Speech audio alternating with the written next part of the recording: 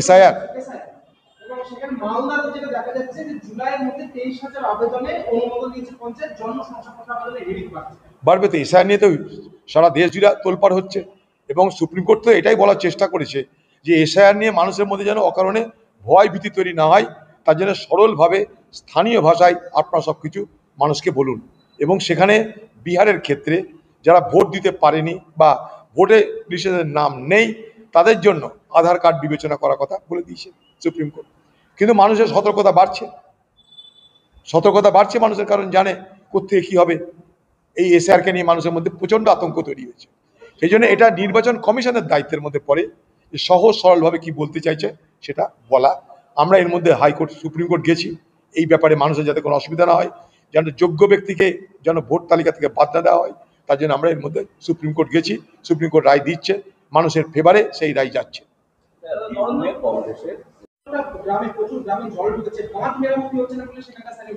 হ্যাঁ, বাঁধ মেরামতি না হওয়ার কারণে কাঁদি এলাকার একটা বিস্তীর্ণ অংশ জলমগ্ন।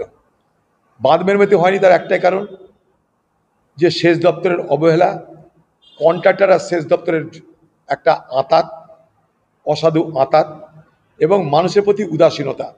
শুধু বাঁধ ভাঙার কারণে জলমগ্ন যে তাই নয়, যে ত্রাণ সামগ্রী, সেই ত্রাণ সামগ্রী যাতে মানুষের মধ্যে সুষ্ঠুভাবে বিতরণ না হয় তার জন্য সেখানকার তৃণমূল নেতৃত্ব তারা সজাগ দৃষ্টিতে সেই ত্রাণ বন্টন করেছে, যেখানে যাদের প্রয়োজন তাদেরকে ত্রাণ থেকে বঞ্চিত করে তৃণমূল নেতারা সেই ত্রাণের সামগ্রী তাদের পকেটে ঢোকাচ্ছে। শুধু তাই নয়, সেখানে বিদ্যুতের সংযোগ ছিল না, সেই বিদ্যুতের সংযোগ দেওয়ার জন্য যখন কংগ্রেসের মেম্বাররা দাবি করে তাদেরকে পুলিশ ভয় দেখায়, তারপরে তাদের হয়ে আমি সওয়াল করেছি এবং সেখানটায় বিদ্যুৎ যোগাযোগ করার ব্যবস্থা আমরা করেছি। কাঁদি মাস্টার প্ল্যান জানেন আপনারা, কংগ্রেসের আমলে, ইউপিএ সরকারের আমলে 439 কোটি টাকা দিয়ে আমরা করে দিয়েছিলাম। যে কাঁদি মাস্টার প্ল্যানের স্বপ্ন দেখেছিল কাঁদি সাব ডিভিশনের মানুষটা স্বাধীনতার পর থেকে, সেই কাঁদি মাস্টার প্ল্যান সম্পূর্ণ করে দিয়েছিলাম, আপনারা খোঁজ নিয়ে দেখবেন। তারপরেও যে সমস্ত এলাকা বেঁচে আছে যেখানে সামান্য বাঁধ মেরামতি করলে এই সমস্যার স্থায়ী সমাধান হয়, সেই সামান্য বাঁধ মেরামতি পর্যন্ত এখানকার সরকার করে না, এখানকার সেচ দপ্তর করে না। তারা বরং বিপদে ফেলে মানুষকে একটা ত্রিপল দিয়ে 2 কেজি চাল দিয়ে ভোটার বানাবে, কিন্তু সমস্যার সমাধান করবে না। ফলে কি হচ্ছে, সেই সমস্ত মানুষ যারা তাদের মাঠে ধান চাষ করেছিল সেই ধান চাষ থেকে তারা বঞ্চিত হলো। এবং আরেকটা ভয়ঙ্কর ঘটনা ঘটছে বাংলায়, এবং এটা আমি দাবি করছি পশ্চিমবঙ্গ সরকারের কাছে, শুধু এটা মুর্শিদাবাদ নয়, পশ্চিমবঙ্গের সর্বত্র বন্যা প্লাবিত এলাকায় যেটা দেখতে পাচ্ছি আমরা, শস্য তো ডুবে যাচ্ছে, শস্য নষ্ট হয়ে যাচ্ছে, শস্য উৎপাদন করতে মানুষের যে খরচ হয়েছে সেই খরচ তারা উঠাতে পারছে না, উপরন্তু তারা ঋণের দায় তারা জর্জরিত হচ্ছে, ঋণের জালে তারা আবদ্ধ হচ্ছে। কিন্তু এই পশ্চিমবঙ্গ সরকারের আমলে কৃষি করে যখন অনেক ভনিতা করা হয়, তাদের আমলে এই কৃষকদের ফসল নষ্ট হওয়ার বিনিময়ে তাদের যে ইন্স্যুরেন্সের মাধ্যমে টাকা পাওয়ার কথা, এগ্রিকালচার ইন্স্যুরেন্স সিস্টেমের মাধ্যমে, এগ্রিকালচার ইন্স্যুরেন্স মেকানিজমের মাধ্যমে তাদের ফার্ম প্রডিউস, অর্থাৎ তাদের যে শস্য উৎপাদন হচ্ছে সেই শস্য যদি নষ্ট হয় তাহলে ইন্স্যুরেন্স এখানে টাকা পেমেন্ট করে। সেই ইন্স্যুরেন্সের অধীনে সেই সমস্ত কৃষকরা থাকা সত্ত্বেও তাদের কিন্তু ক্ষতিপূরণ দেওয়া হচ্ছে না, এবং সেই ইন্স্যুরেন্সের অধীনে বহু কৃষককে আনা হচ্ছে না, বাইরে রেখে দেওয়া হচ্ছে। ফলে ফসলের ক্ষতি হচ্ছে, জলমগ্ন হচ্ছে, ফসল পাচ্ছে না, তারা লোকসান হচ্ছে, খরচা তুলতে পারছে না, ঋণের দায়ে আবদ্ধ হচ্ছে। কিন্তু রাজ্য সরকার তাদের সমর্থনে তাদেরকে মদত করবার জন্য এগিয়ে আসছে না। ফলে বাংলার প্রত্যেকটা কৃষক, আমি বলব বাংলার প্রত্যেকটা কৃষকের জন্য রাজ্য সরকারের উদ্যোগে তার দায়িত্বের মধ্যে পড়ে এটা, এই মুহূর্তে ইন্স্যুরেন্স চালু করা হোক, কৃষি ইন্স্যুরেন্স, এগ্রিকালচার ইন্স্যুরেন্স সিস্টেম এখানে চালু করা হোক, তাহলে কৃষক বাঁচবে। নাহলে এই কৃষক আজকে তাদের দুরবস্থার শেষ থাকছে না। আমি বন্যা হবে কখনো ডিবিসির নামে দোষ দিব, কখনো আকাশের নামে দোষ দিব, কখনো ব্যারেজের নামে দোষ দিব, কিন্তু কৃষকের ফসল নষ্ট হওয়ার জন্য তাদের যে ক্ষতিপূরণ বাবদ ইন্স্যুরেন্স আছে, সেই ইন্স্যুরেন্স ব্যবস্থাটা আমি এখানে চালু করব না। বাংলার কৃষকদের প্রতি এটা একটা দিদির অবিচার, এটা একটা দিদির এক ধরনের চালাকি। আমি বাংলার কৃষকদের নজরে আনার চেষ্টা করছি। কল্যাণ করে সেখানে সংখ্যালঘু এলাকা, সেখানে সবজি বাজারে উস্কানিমূলক পোস্টার দেওয়া হয়েছে, হিন্দুস্তান জিন্দাবাদ, ভারত মাতা কি জয়, যারা বলবে না মানবে না তাদের দোকান বন্ধ করবে। খুব অন্যায় হচ্ছে যদি এগুলো করে থাকে। এগুলো চক্রান্ত চলছে। পশ্চিমবঙ্গের হিন্দু মুসলমানের বিভাজন চাইছে যারা, তারাই রাজনীতি করবে, এবং এই বিভাজন তৃণমূল চাই, এই বিভাজন বিজেপি চাই। তৃণমূল কখনো কখনো বিজেপির হয়ে পোস্টার মারে, বিজেপির হয়ে প্রচার করে। আমাকে হারার জন্য তৃণমূলের পক্ষ থেকে প্রচার হয়েছিল, হিন্দুরা সব সাবধান হয়ে যাও, অধীর চৌধুরীকে ভোটটা দিয়ে বিজেপিকে ভোট দাও, প্রচার চলেছিল। তার আগে দাঙ্গা করানো হয়েছিল। বিজেপির হয়ে টিএমসিও প্রচার করে জায়গা মতো। যেখানে দাঙ্গা লাগানোর প্রয়োজন সেখানে তারা বিজেপি হয়ে দাঙ্গা লাগাবে, কারণ দাঙ্গা লাগালে ভোট বিভাজিত হবে, সাম্প্রদায়িক উত্তেজনা তৈরি করলে ভোট বিভাজিত হবে। তাই আমি সবসময় বিজেপি সব কিছু করছে এটা বলার পাশাপাশি এটাও দেখি, কারণ আমার অভিজ্ঞতায় দেখেছি আমি এই মুর্শিদাবাদে বহরমপুর লোকসভায় আমাকে হারানোর জন্য তৃণমূল নিজে দাঙ্গা লাগিয়ে তাদের দলের এমএলএকে দিয়ে হিন্দুদের বিরুদ্ধে বিষাদগার করিয়ে সেই ক্যাসেট হিন্দুদের কাছে তৃণমূলের পক্ষ থেকে প্রচার করিয়ে হিন্দুরা সব ঐক্যবদ্ধ হোক এই মন্ত্র দিয়ে আমাকে হারানোর ব্যবস্থা করেছিল। তাই বিজেপির কোনটা তৃণমূলের কোনটা এই বিভাজন কিন্তু বাংলায় ক্রমশ ধূসর হয়ে যাচ্ছে। ঠিক একই রকমভাবে আরেকটা নিন্দনীয়, ঘৃণ্য, লজ্জাজনক ঘটনা ঘটল হিন্দল মজুমদারকে গ্রেপ্তার করার মধ্য দিয়ে।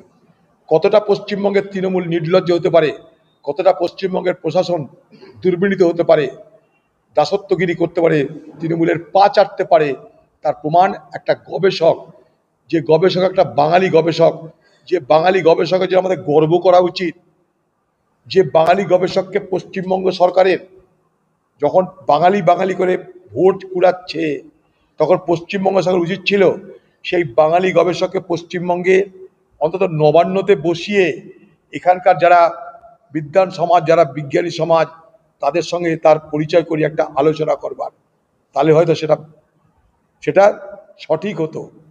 এই বাংলার বিজ্ঞানী সমাজের সঙ্গে যে গবেষক হিসাবে বাইরে গিয়ে গবেষণা করছে তাদের সঙ্গে যেখানে পরিচয় হওয়ার কথা, সেখানে তা না করে বাঙালির জন্য হঠাৎ করে বাঙালির উন্নতির জন্য বাঙালির প্রতি অবিচারের বিরুদ্ধে লড়বার নামে যে ভণ্ডামি করছে বাংলার মুখ্যমন্ত্রী, সেই ভণ্ড বাংলার মুখ্যমন্ত্রী যিনি বাঙালি করে ভোট কুড়াতে চাইছেন, তার রাজত্বে বাঙালি গবেষক, যে বাংলার গর্ব, আমাদের গর্ব, তার উপরে কি ধরনের নির্যাতন চলছে দেখুন। তারা বলছে খুলে যে আতঙ্কবাদীদের সঙ্গে তার কোনো নাকি ফারাক নাই। সে স্পেনে গবেষণা করে, বাড়িতে আসছে লুকিয়ে চুরিয়ে না, টিকিট কেটে, তাকে গ্রেপ্তার করে তাকে আতঙ্কবাদী সাজানোর চেষ্টা হচ্ছে।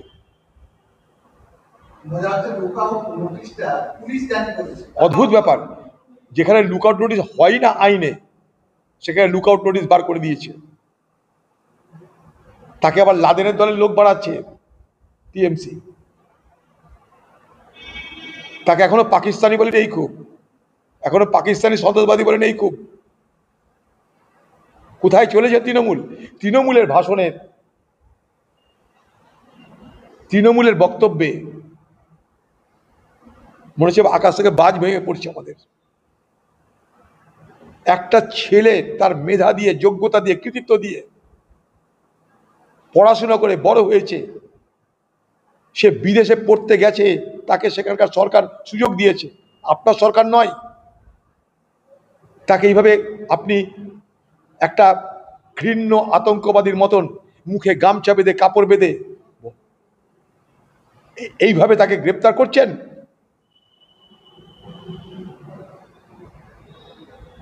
চরম প্রতিবাদ করছি, চরম বিরোধিতা করছি, এবং আমি জানি মোর দ্যান শিওর কোর্টে গিয়ে এই সরকার লাত খাবে এবং হিন্দল মজুমদারের মুক্তি হবে। লাত জুতো খাবে কোর্টে, দেখবেন, মিলে নেবেন আমার কথা। হয়েছে। দেখুন, যারা রাজনীতি করে তাদের প্রতিবাদ করাটাকে সবসময় যদি বলি আপনার রাজনীতি করছে, প্রতিবাদ করার অধিকার যদি বিজেপির থাকে তাহলে প্রতিবাদ করার অধিকার কি বামেদের থাকবে না? প্রতিবাদ করার অধিকার কি কংগ্রেসের থাকবে না? এখন পশ্চিমবঙ্গের তৃণমূল, তার বিরুদ্ধে শুধুমাত্র তো কংগ্রেস প্রতিবাদ করছে তা নয়, কংগ্রেস, সিপিএম, যারা বিজেপির সমর্থক তারাও প্রতিবাদ করে। তো তার মানেটা কি দাঁড়ায়? সরকারের দুর্নীতির বিরুদ্ধে, অত্যাচারের বিরুদ্ধে মানুষ প্রতিবাদ করছে, ভিন্ন ভিন্ন রাজনৈতিক দলের ছত্রছায়ায়। আমি যদি ওখানে থাকতাম আমিও প্রতিবাদ করতাম। আমি ওই এলাকা যারা কংগ্রেস কর্মী তাদেরকে বলব তারাও প্রতিবাদ করুক। বামেরা করছে তো অসুবিধা কি আছে? এটা তৃণমূলের বিষয়গুলোকে লঘু করে দেখানোর জন্য তৃণমূল তার নজর ঘোরাতে নয়া নয়া বুদ্ধি, নয়া নয়া পন্থা অবলম্বন করছে। দেখা যাচ্ছে ভুতুড়ে ভোটার প্রতিদিনই ভূতের বড় তো অভাব নেই। তৃণমূল তো চোরের দল, তো চুরি করে ভোটার প্রচুর রেখেছে। পঞ্চায়েত থেকে আছে এই ভূতের ভোটার, এই ভূতের ভোটার পঞ্চায়েত লেভেল থেকে আছে। জেতার জন্য তৃণমূলের পঞ্চায়েত লেভেলের নেতারা ভূতের ভোটার করে রেখেছে। মৃতকে জীবিত, জীবিতকে মৃত, তারপরে ভোট দিতে দেবো না, তারপরে ভোট দিতে গেলে বুথ থেকে ঘুরে আসার ব্যবস্থা সবই করেছে। এ বাংলায় ভূতের ভোটারের কোনো অভাব হবে না, এটুকু বলতে পারি। বাংলায় সব কিছুর অভাব হতে পারে, শিক্ষা নাই, স্বাস্থ্য নাই, রুটি নাই, রোজগার নাই, ভূতের ভোটের কোনো অভাব নাই। আর ভোট সন্ত্রাসের কোনো অভাব হবে না এখানটায়। দুটো বিষয় তৃণমূল এখানে নিশ্চিত করে দিয়েছে, গ্যারান্টি। দিদি আমাদের গ্যারান্টি দিয়েছে এ বাংলায় ভোটে সন্ত্রাস হবেই, আর এ বাংলায় ভোট জিততে মস্তানি হবেই। পুলিশ আর তৃণমূলের যৌথ সন্ত্রাস এখানে চলবেই। তার সঙ্গে ভূতের ভোটারের যেন বাংলায় কোনো অভাব না থাকে। দিদির জমানায় চৌর্যবৃত্তি যেমন কোনো অভাব নাই, তেমনি চুরি করে ভূতের ভোটারের এ বাংলায় কোনো অভাব হওয়ার কথা নয়। ভগবান বলে এই বিস্ফোরণ কাণ্ডে এনআইএর লিস্টে থাকা তৃণমূল নেতাকে বোমা তৈরির মশলা সহ আটক করেছে ভূপতিনগর থানার পুলিশ, দাবি বিজেপি বিধায়কের। করতে পারে, বাংলাতে বোমার অভাব নেই, পিস্তলের অভাব নেই, গুলির অভাব নেই, এগুলো স্বাভাবিক ঘটনা। এগুলোতে এত উত্তেজিত হওয়ার কিছু নাই। বাংলায় বোমা পাওয়া যাবে এটা স্বাভাবিক, বাংলায় খুন হবে এটাই স্বাভাবিক, এখন হয়ে গেছে। এটা বাংলা মানুষের যে নিউ নর্মাল। খুন, ধর্ষণ, লুট, বোমা, পিস্তল নিউ নর্মাল। এটা এই মুহূর্তে সাধারণ অবস্থা।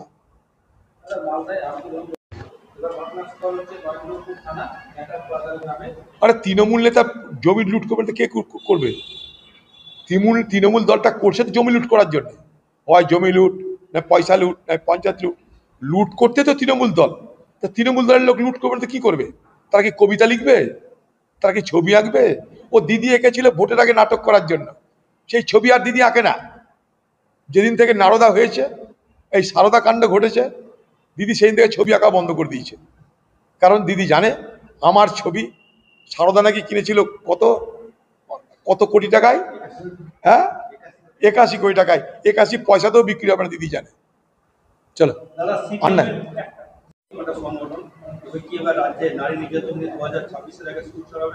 খুব ভালো হবে। বাংলার মহিলাদেরকে তাদের সংঘবদ্ধ লড়াই করতে পেরেছে, বাম করুক, কংগ্রেস করুক, তাতে কোনো আপত্তি থাকার কথা নয় আমাদের। কারণ বাংলার মহিলাদেরকে নিজেদের সুরক্ষা নিজেদেরকে ভাবতেই হবে। তাই মহিলারা সংঘবদ্ধ হওয়াটা খুব জরুরি। মহিলাদের সংঘবদ্ধ জরুরি, সেই মহিলাদের অধিকার রক্ষার লড়াই জরুরি। সেই লড়াইকে সমর্থন করার জন্য আমি প্রস্তুত। করতেই পারে, পরিবার যে কোনো দাবি করতে পারে। তথ্য ধামাচাপা দেওয়ার চেষ্টা তো স্পষ্ট, এখানে কোনো ভুল নাই। এই মৃতদেহ বাম এবং বিজেপির মধ্যে একটা রাজনীতি